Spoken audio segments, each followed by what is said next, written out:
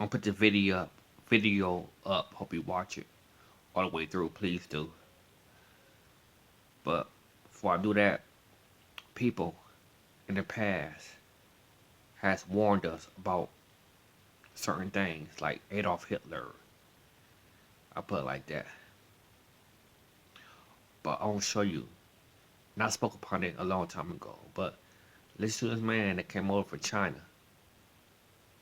Listen to him.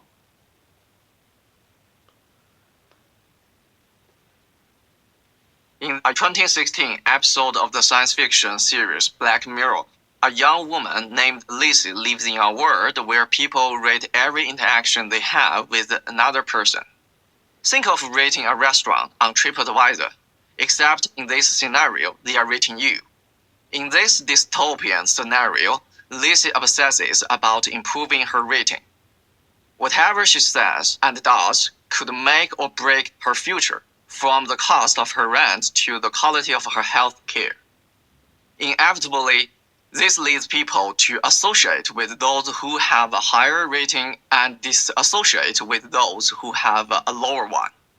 Turns out that Lizzie isn't very good at navigating this system. By the conclusion of the episode, well, let's just say it didn't end well for her.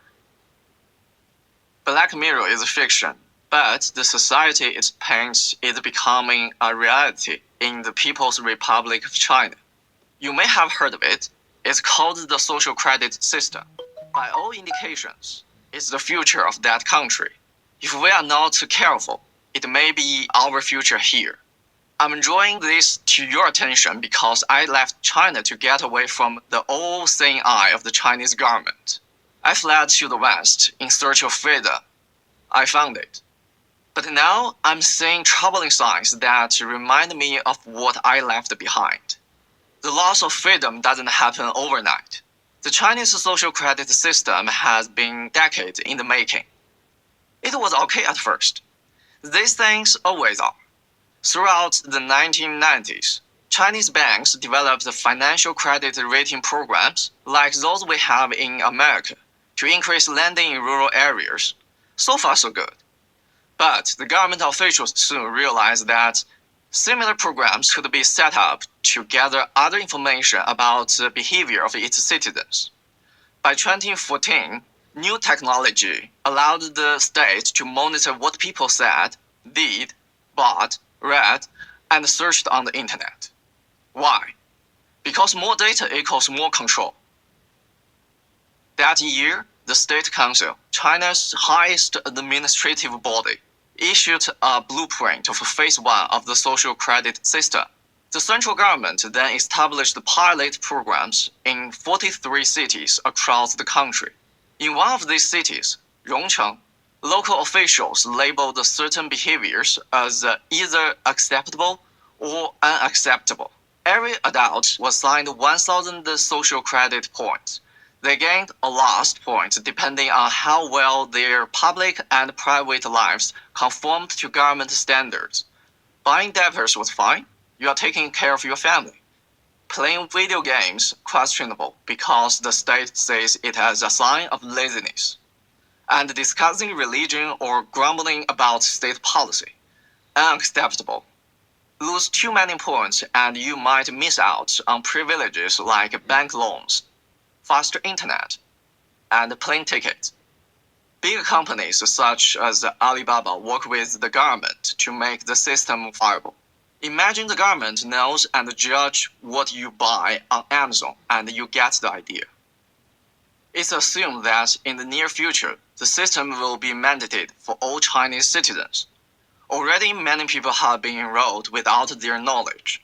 Some in China think that social credit system promotes good behavior, addressing everything from crime to bad driving and financial delinquency.